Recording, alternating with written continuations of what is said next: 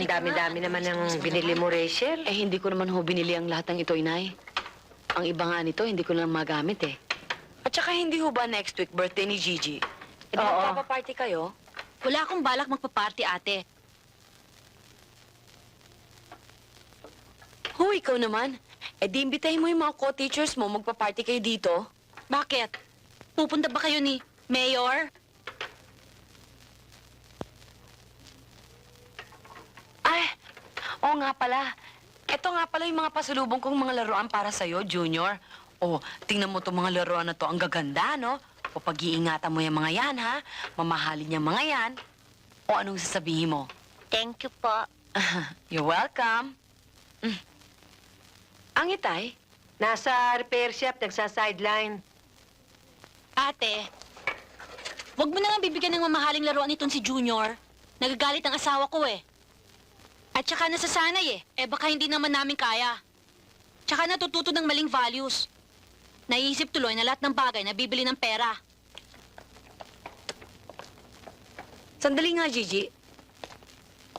Kanina ko pa nang papansin eh. Galit ka na naman ba sa akin? Bakit na naman? Sa eskwelahan, sa faculty party, pinagchichismisan ka. Ikaw at si Mayor Guatlo. Hindi naman kita kayang pagtanggol dahil tama naman sila.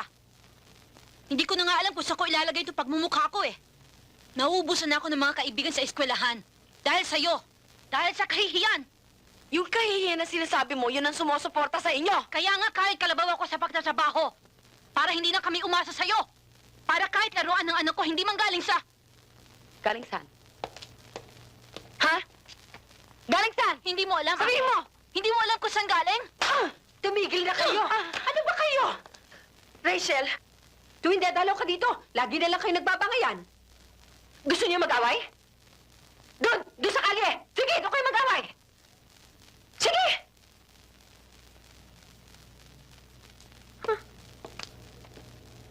Di niyo gamitin mga pinag-aralan niyo.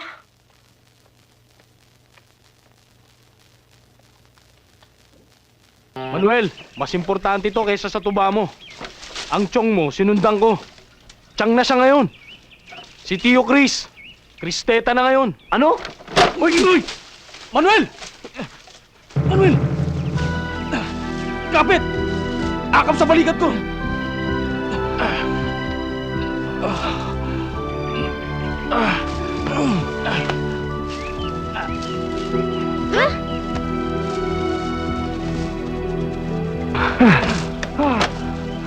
Ano ba? Daan-daan lang. Sigurado ka ba? Oo. Yung siyong ko? Oo. Nay! Nay! Nakita po namin si Kuya Manuel tsaka si Kuya Willie. Nag-aalikan. Nagyayakapan. Lips to lips pa nga po eh. Hoy, masama sa batang nagsisinungaling. Totoo po yun, Aling Di po kami nagsisinungaling. Next month. Nakita po namin sa karitan. Ano? Tama palang usap-usapan, hindi lang pala ang tiyong ni Manuel, pati pala si Manuel, dalawa na pala sila. Talaga? Oo, naku. Si Manuel, bakla? Ano si Manuel bakla? Ha? Gandang lalaki, bakla si Manuel? Bihira talaga. Ang gwapong-gwapo. Talaga? Bakla. Well. Sayang, ay crush ko pa naman dati yan. Ay, naku, wala pala. Ay, naku, sige. Ni Mari, alam mo ba si Manuel bakla? Ano si Manuel bakla? Oo, bakla. Ay, seryoso. Hoy, alam mo ba yung amo mo si Manuel bakla? Ano? Oo. Si Manuel bakla? Oo, balitang balita.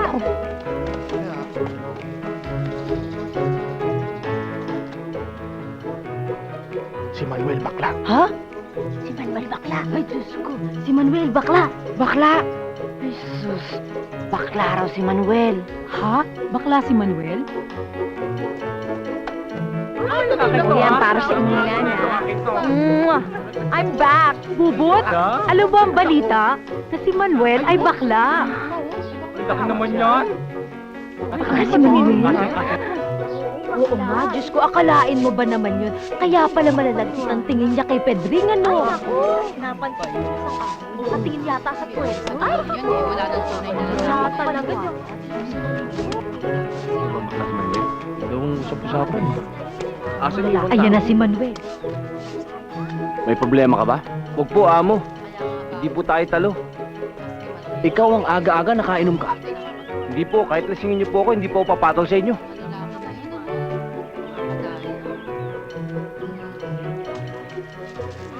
Yung ibang tao. Hindi nga ako makapaniwala nung mabalitaan kong bakla siya. Ay, nabigla akong talaga. Ang gwapo-gwapo pa naman nun.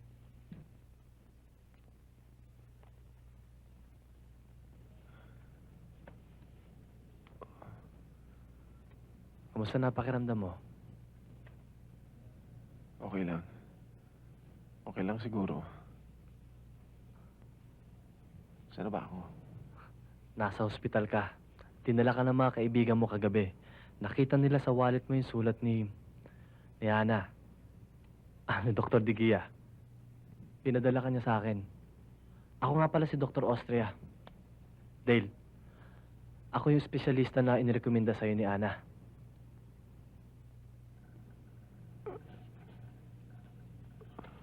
Pupunta na sana kita eh. Pero, masyado akong busy. Busy, ah. Pero meron kang panahon para makipaglasingan sa mga barkada mo. Dok, pwede ba huwag mo na akong sermonan? Bigyan mo na lang akong reseta para makalis na ako. Bumalik ka na lang bukas para makuha mo yung resulta ng medical check-up mo, okay? Pansamantala, eto ang reseta mo.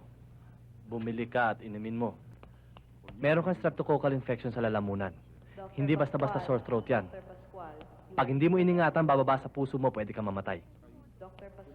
Eric, I'm serious. Kailangan mo inumin ng mga gamot na inireseta ko sa'yo. Tigilan mo ang alak, sigarilyo at pagpupuyat.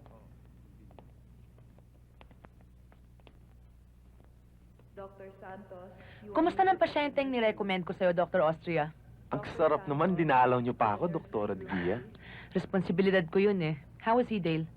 I told him to slow down on cigarettes, pagpupuyat, and liquor. Mm-hmm. May streptococcal infection siya.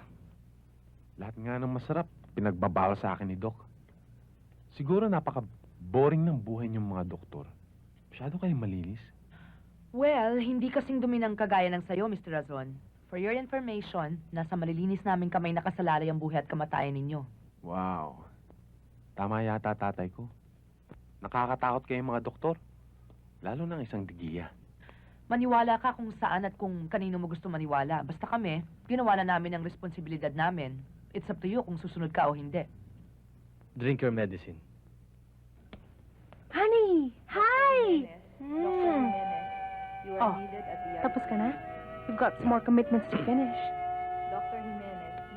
let's go. Doc, thank you. Okay.